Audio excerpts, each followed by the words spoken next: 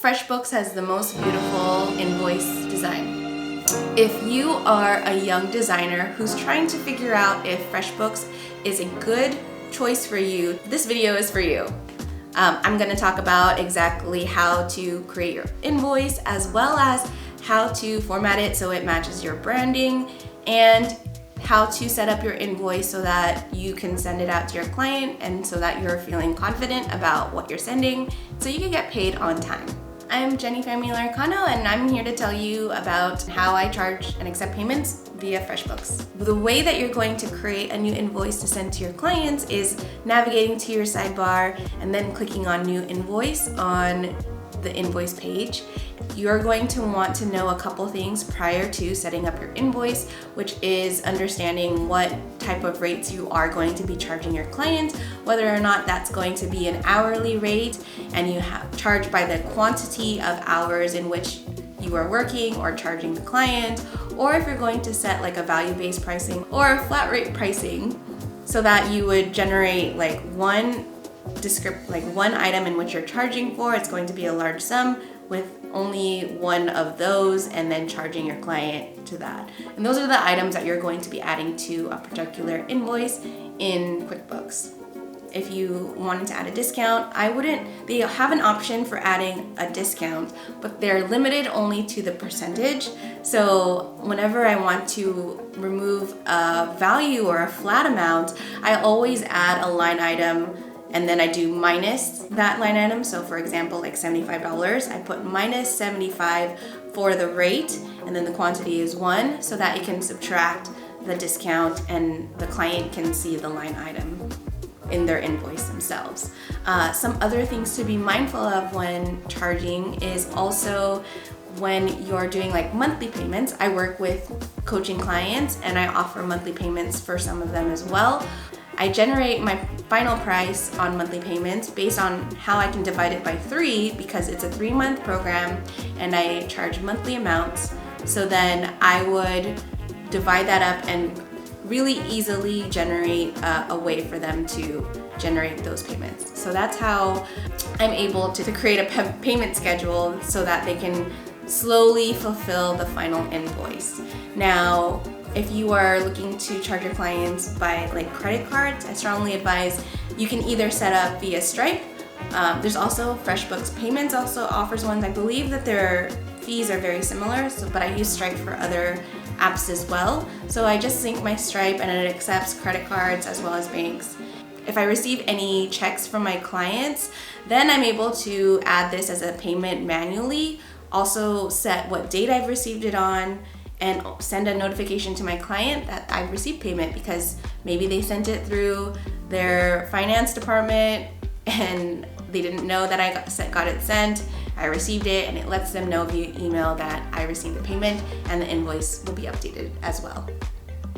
If you're like me and you want to upgrade the whole experience of your invoicing within FreshBooks, I highly advise you to update the style of your invoice. And that's going to be located to the right of the invoice, where you can customize the invoice style. Now, if you do this in this instance, it's only going to update this in like just one invoice, but you can further go deeper and say that you want to apply this style to all of your invoices for the future, which is what I did because I saved myself time.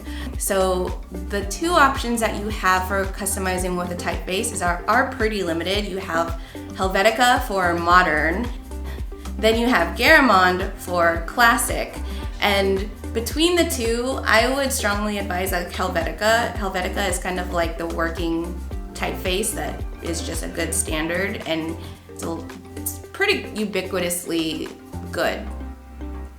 It can be boring. But with Garamond, be mindful though that even though it is a serif typeface, that the Garamond that they use is slightly on the lighter side, and with my monitor that I have right now, it looks a little bit too light. Too light for me in terms of comfort. I wouldn't want anyone to look at this because it's so light that it's making it really difficult to read, even at 100% on my screen. So I wouldn't advise towards it. I picked Helvetica, of course. Another thing to be mindful of is you can change the brand colors that you're using to one of the colors that they've sent, or if you're like me and want to get your brand colors in there, you can include the hex code of your brand colors in there. You can update your own logo in the form of a GIF, JPEG, TIFF, PNG, so that it looks really clean and crisp. What I love about FreshBooks especially is they give you ample space around your logos, so it actually has room to breathe. I think QuickBooks only gives you like a really small area, and then they put so much stuff right next to it and it doesn't look good. And I always tell my students, like, don't be afraid of negative space, because it actually gives it attention and it gives it space to really have things like your logo be appreciated. Especially if you do hand lettering or something custom like me, then it gives it a real good chance to shine. So some other things that you can add to your invoice are items like from the agreement. You can actually attach PDFs, so signed agreements are also really good candidates to add here. Any terms of the agreement like late fee information or late agreements, that can also be added to the footer of your invoice, making it really easy for your client to find, especially when they're trying to pay you the money. So in terms of the payment process, it is really easy to send to your clients. You can either send them directly a link via the FreshBooks app, where you go into the top and you send the invoice, you type in the email, and then it'll automatically generate that link sent directly to their email, while also keeping track of any conversations. You can also send a link, copy the link directly to the invoice and paste that as a text link into your email, so that it naturally becomes part of the conversation. If you've already started a conversation or a thread within your email, it becomes a natural thing for them to find, and it's a lot more easier than them having to find something from FreshBooks.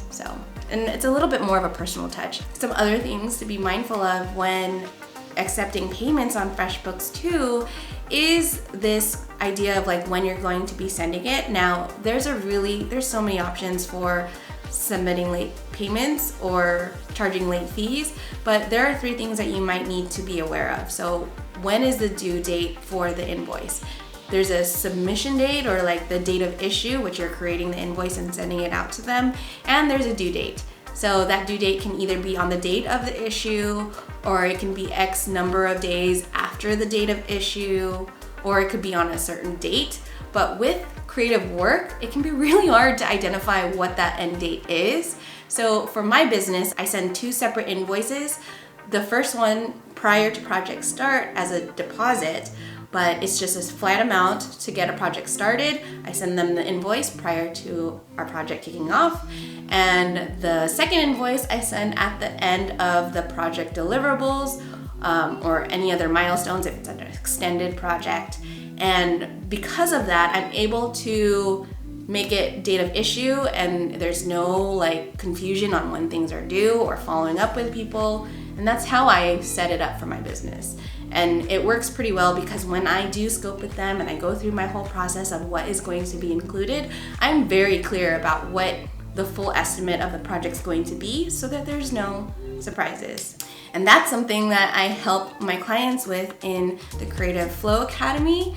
And if you're interested in learning more about that, you can check out this free training called Unleash Your Creativity, where I walk you through the 3-step process on how to organize all of your work so that you have the space to do what you love.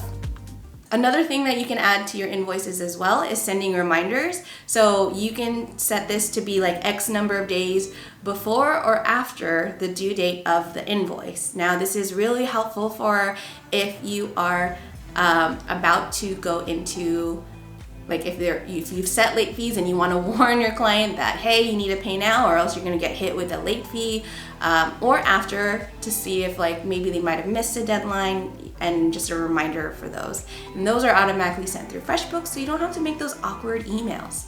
Another thing that you can add as well are late fees, and you can have this be a percentage of the full invoice value, a percentage of the remaining balance at the time of issue, or you can have it be a flat fee. So that's going to be completely up to you. I don't think I set late fees because most of my clients are pretty good, but if you don't have that, I would always discuss this with your client prior to just like hitting them with a late fee. That would be really disheartening. If you're confused about whether or not you should be charging flat rate pricing versus hourly pricing, check out this next video because I talk about all the different pricing strategies that I've taken in my business for my clients. So check that out in the next video, and until then, I will see you soon. Thank you so much for listening.